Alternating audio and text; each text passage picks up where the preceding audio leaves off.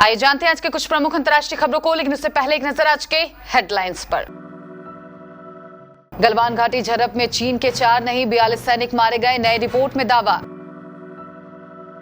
अब हारने की हिम्मत नहीं, रोते हुए सपा प्रत्याशी और उनकी पत्नी का वीडियो वायरल। अब राहुल को नटवर सिंह ने घेरा, कहा उनके परदादा के समय से चीन और पाकिस्तान सहयोगी है। गलवान में जख्मी सैनिक को चीन की ओर से ओलंपिक मशाल देने पर अमेरिका ने लगाई लतार। सभी जगह बज गए स्कूल की घंटी, लेकिन दिल्ली में कब खुलेंगे स्कूल, देखें रिपोर्ट। हरियाणा में निजी नौकरियों में 75% आरक्षण पर रोक, हाईकोर्ट ने खट्टर सरकार के आदेश पर स्टे लगाया। बलूच विद्रोही संगठन ने किया खुलासा, पाक सेना के कैंपों पर हमले में मारे गए 50 पाकिस्तानी सैनिक। सोना आज इतने रुपए हो गया महंगा, लेकिन घट गई चांदी की कीमत, जानिए latest rate. Gangubai Kathiawadi trailer से पहले सामने आया अजय देवगन का लुक, बोले आ रहे हैं। और भारत श्रीलंका सीरीज में डे नाइट टेस्ट बेंगलुरु में खेला जाएगा ये पिंक बॉल टेस्ट।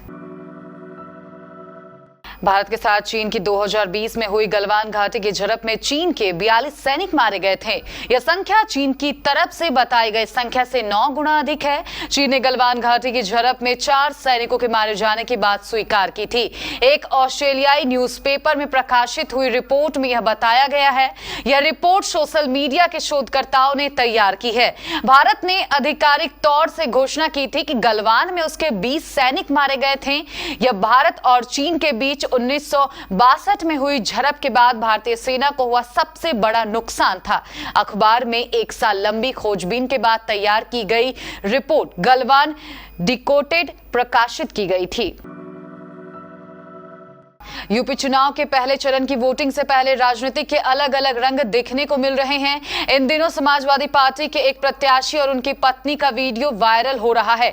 वीडियो में सपा प्रत्याशी रोते हुए कहते हुए कि अब हारने की हिम्मत नहीं बची है, बहुत हार चुका हूं मैं, आंखों में आंसू लेकर हाथ जोड़कर जनता से वोट मांग रही है। वायरल वीडियो नोएडा से समाजवादी पार्टी के प्रत्याशी सुनील चौधरी और उनकी पत्नी का है। सोशल मीडिया पर चौधरी दंपति का वीडियो तेजी से वायरल हो रहा है। वीडियो में सुनील चौधरी कहते हैं, मैं नहीं चाहता हूं कि अब की बार मैं हार के आऊं, अब हिम्मत नहीं है हारने की, बहुत हार चुका हूं मैं दिल से कह देना चाहता हूं कि किसी को गोली मारनी है तो यहां छाती पर मार लेना, पीछे से मारोगे तो ये सोचूंगा कि किसने मारा, लेकिन सामने से मरूंगा तो कह सकूंगा कि अपनों से मर के आया हूं, दूसरों से नहीं मरा है।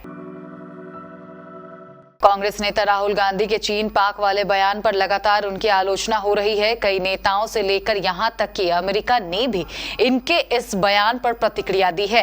ऐसे में अब पूर्व विदेश मंत्री नटवर सिंह का बयान सामने आया है। नटवर सिंह ने राहुल गांधी के बयान पर कहा कि मुझे आश्चर्य है कि सरकार की ओर से कोई भी राहुल गांधी को यह याद दिलाने के लिए नहीं उठा कि उन्होंने जो कहा है वो पूरी तरह से सही नहीं है। 1960 के दशक से चीन और पाकिस्तान घनिष्ठ सहयोगी रहे हैं। इसकी शुरुआत उसके परदादा के समय से हुई थी, जो कश्मीर मुद्दे को संयुक्त राष्ट्र संघ में ले गए थे। भारत के साथ गलवान घाटी में हुई सैन्य झड़प में जख्मी जवान को चीन की ओर से विंटर ओलंपिक मशाल थमाए जाने की अमेरिका ने निंदा की है। चीन के इस कदम को शर्मनाक करार देते हुए अमेरिका ने कहा कि यह खेलों के राजनीतिकरण करने का प्रयास है। अमेरिका के विदेश मामलों की संसदीय समिति में शामिल सीनेटर ने कहा कि चीन का यह फैसला शर्मनाक है। सीनेटर जिम रिस्क ने ट्वीट किया, यह शर्मनाक है कि बीजिंग ने ऐसे व्यक्ति हाथों में विंटर ओलंपिक की मशाल थमा दी जो भारत पर किए गए सैन्य हमलों में शामिल था। इसके अलावा वो शख्स सेना का भी हिस्सा है जिसने उइगर मुस्लिमों का नरसंहार किया। अमेरिका की ओर से उइगरों की आजादी और भारत की संप्रभुता का समर्थन जारी रहेगा। देश में कोरोना के मामले धीरे धीरे कम हो रहे हैं। पिछले 24 घंटे में संक्रमितों की तुलना में स्वस्थ होने वाले मरीजों की संख्या में लगातार इजाफा हो रहा है। इसे देखते हुए कई राज्यों ने स्कूल को फिर से खोलने का निर्णय लिया है। इसमें मध्य प्रदेश, पश्चिम बंगाल, हरियाणा और महाराष्ट्र जैसे राज्य शामिल है। वहीं दिल्ली में स्कूल खोलने के फैसले पर कल DDMA की मीटिंग का इंतजार करना होगा। इस मीटिंग में यह तय होगा कि राजधानी में स्कूल खोले जाएंगे अथवा नहीं।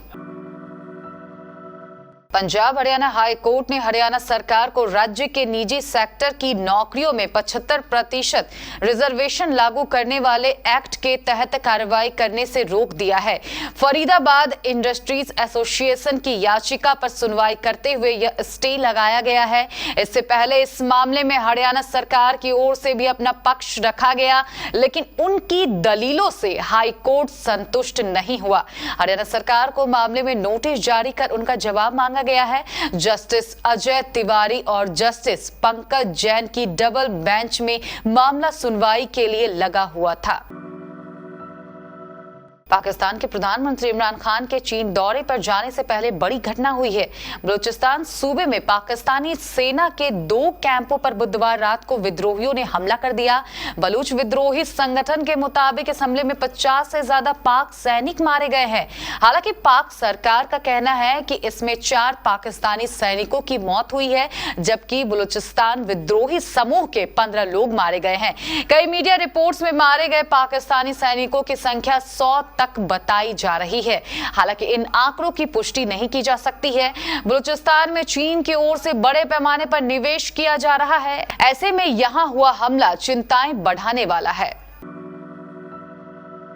भारतीय सराफा बाजार में सोने चांदी के आज के रेट्स जारी कर दिए गए हैं। जहां एक ओर सोने के दाम में वृद्धि दर्ज की गई, तो वहीं दूसरी ओर चांदी आज सस्ती हुई है।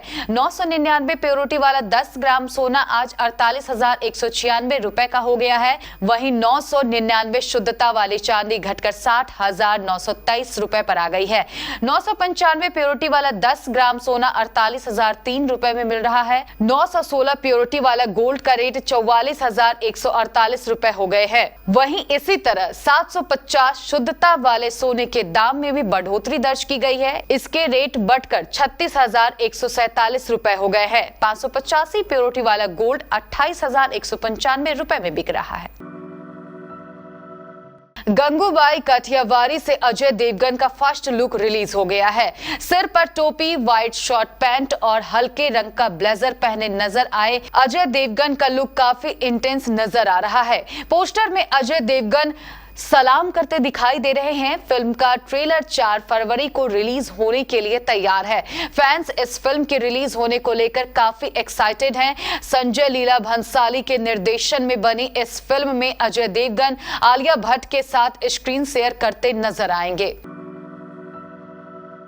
भारत और श्रीलंका के बीच 2 टेस्ट मैचों की सीरीज का एक मैच डे नाइट होगा। यह दिन रात्रि टेस्ट बेंगलुरु में खेला जाएगा। भारतीय क्रिकेट बोर्ड के अध्यक्ष सौरभ गांगुली ने एक इंटरव्यू में इस बात की जानकारी दी। भारत को वेस्टइंडीज के खिलाफ 3 वनडे और 3 T20 सीरीज, श्रीलंका के खिलाफ 2 टेस्ट और 3 T20 मुकाबले की सीरीज खेलनी है। अब तक भारत ने सिर्फ 2 डे नाइट टेस्ट मुकाबले होस्ट किए हैं। भारत ने नवंबर 2019 में कोलकाता में बांग्लादेश के खिलाफ और फरवरी 2021 में इंग्लैंड के खिलाफ अहमदाबाद में डे नाइट टेस्ट होस्ट किया है। यह भारत में खेला जाने वाला तीसरा डे नाइट टेस्ट मुकाबला होगा। सूत्रों के मुताबिक 25 फरवरी से शुरू होने वाले इस सीरीज के कार्यक्रम में भी कुछ बदलाव किए जा सकते हैं। सीरीज की शुरुआत टेस्ट की बजाय लखनऊ में T20 मुकाबले के साथ हो सकती है। लखनऊ में पहले T20 के बाद बाकी के T20 मुकाबले धर्मशाला में खेले जा सकते हैं।